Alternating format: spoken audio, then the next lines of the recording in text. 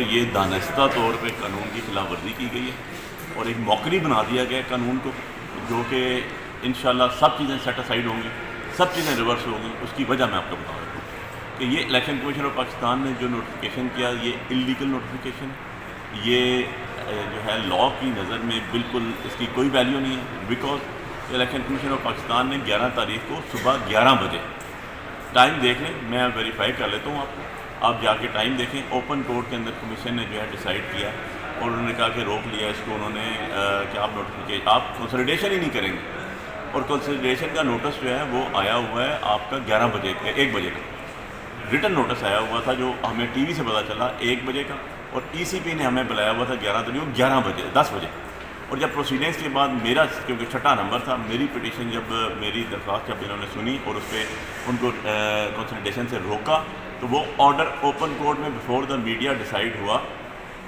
11 بجے۔ اب اس کے بعد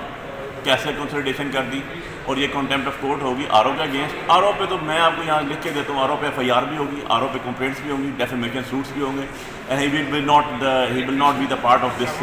سسٹم کہ وہ اسسٹنٹ کمشنر رہے یا اے ڈی سی جی رہے، جو کچھ بھی ہے، he has to pay what he did. So وہ تو پے کرے گا ہی کرے گا، وہ تو ٹالرنس لیول اس کے لیے ہونا بھی نہیں چاہیے، اور جو اس نے کیا ہے اپنے حلف کی اور اپنے قانون کی پاسداری کی ہے وہ تو ختم ہوگی۔ اب جو ہے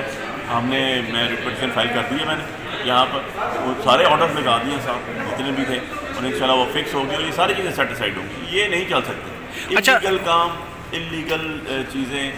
اس کو کوئی کورٹ، کوئی لاء، کوئی ٹریبونل اس کو جو ہے ویلڈ نہیں قرار دے سکتا، کیونکہ لاء کے مطابق چلنا ہے۔ جب وہ لاء سے ہٹ کے کوئی فیصلہ آئے گا تو اس کی جسٹیفیکیشن بھی ہوگی، اور وہ ایک ایسی نظیر نہ بن جائے جیسے ذوالفقار علی بھٹو کی نظیر ہے جو ہم دے نہیں سکتے۔ تو وہ اس طرح کے معاملات سے پرہیز ہی ہوتی ہے اور ہمیشہ اور کی جاتی ہے جب بھی اب جوڈیشل مائنڈ بھی اپلائی کرتے ہیں۔ اچھا بخاری صاحب، یہ بتائیں کہ ہم وہ آرڈر پڑھ رہے تھے الیکشن کمیشن کا، جو جب آپ کو سٹے ملا، اس میں انہوں نے جو ایک لفظ لکھا ایف، کہ اگر نتائج نہیں بنائے گئے تب یہ ہوگا، تو اس کا فائدہ تو نہیں اٹھایا گیا؟ بالکل اس کا فائدہ نہیں ہے، غیر طور پہ، غیر ضروری طور پہ اور غیر قانونی طور پہ استعمال کیا گیا۔ میں نے یہاں پر میرے ساتھ 50 وکیل تھے، بعد کے 50 کے ایفیڈیوٹ ایشو ہوں گے،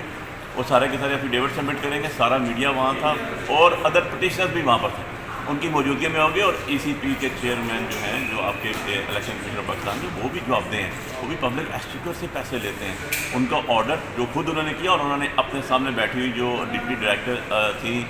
سائمہ جنیوا، ان کو کہا اور ان سے وربلی 3 دفعہ پوچھا گیا کہ جناب یہ ابھی دیں ہمیں آرڈر دیں، انہوں نے کہا کنوے ہو جائے گا، کنوے ہو جائے گا، کنوے ہو جائے گا، اور اگر اس کی ریکارڈنگ ہوئی وہاں تو یہ چیزیں بالکل کلیئر ہو جائیں گی، and he is also answerable, وہ آنریبل ضرور ہے لیکن آنسریبل بھی ہے۔ سو ایشو یہ ہے کہ یہ انشاءاللہ جو ہے سیٹسفائڈ ہوگا، یہ چل ہی نہیں سکتا اس طرح کی چیزیں آپ مینڈیٹ چوری کر کے، مینڈیٹ چوری کرنے کے بعد چیزوں کو انلیگیلٹیز میں ڈال کے اور انلیگل ایسپیکٹس کر کے آپ کہیں گے جی پارلیمنٹ میں بیٹھیں گے، لوگوں کے مینڈیٹ سے قانون سازی کریں گے، غیر قانونی لوگ غیر قانونی طور سے آئے ہوئے، ایسا نہیں ہوتا۔ یہ سارے کا سارا جو ہے یہ فیوٹائل ایکسرسائز ہے، یہ تو